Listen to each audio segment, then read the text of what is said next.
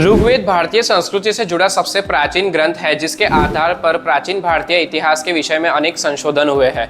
10,000 से भी ज्यादा श्लोकों से बने हुए इस ग्रंथ में मनुष्य के आध्यात्मिक और भौतिक विकास के लिए उत्तम दिशा निर्देशन प्राप्त होता है। यानी ये कहा जा सकता है कि जब बाकी सभ्यताएं केवल अपने प्राथमिक विकास तक पहुंची थी, तब तक भारत समृद्धि के उच्च शिखर पर था। जब पश्चिमी विद्वानों को ये बात पता चली, तब भारत में उनके लिए अपने आप को श्रेष्ठ कहना मुश्किल हो गया। वो ये समझ गए थे कि विश्व की अनेक समृद्ध भाषाओं का मूल ऋग्वेद की भाषा संस्कृत है।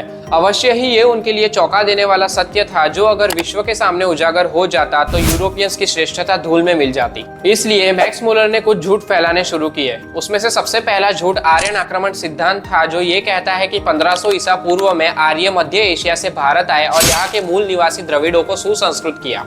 इस सिद्धांत के प्रचार से मैक्स मुलर यही भ्रम फैलाना चाहता था कि आज के श्रेष्ठ गुणों वाले भारतीय वास्तव में भारत से है ही नहीं। जो भी इस सिद्धांत को सत्य मानता, वो यही सोचता कि यूरोपियंस और भारतीय के पूर्वज एक ही है। अब इस सिद्धांत को आधार देने के लिए ऋग्वेद के कालखंड में गड़बड़ी करना भी जरूरी हो गया था, क्योंकि बाइबल यह मानती थी कि सृष्टि की रचना केवल 4004 ईसा पूर्व में हुई थी और भारतीय ये मानते थे कि वेदों की रचना युगों पूर्व हुई थी। इसलिए मैक्स मुलर ने यह लिख दिया कि ऋग्वेद की रचना 1200 ईसा पूर्व में हुई थी, जो कि बाइबल के मुताबिक सृष्टि की रचना के बाद, आर्यों के भारत में आने के बाद और 550 ईसा पूर्व में गौतम बुद्ध के जन्म से पहले का काल है। तो मैक्स मुलर की काल गणना के हिसाब से ऋग्वेद और बौद्ध काल के बीच केवल 650 साल का अंतर रह जाता है। अब यह कहना कि महाभारत और रामायण जैसे महत्वपूर्ण कालखंड और अन्य 3 वेदों की रचना केवल 650 साल के अंतराल में हुई, मैक्स मुलर की मूर्खता सिद्ध होती, क्योंकि इतने कम समय में इतनी व्यापक सभ्यताओं का उदय और विलय होना अशक्य था। तो अब उसने अपने एक झूठ को छुपाने के लिए एक नया झूठ तैयार किया,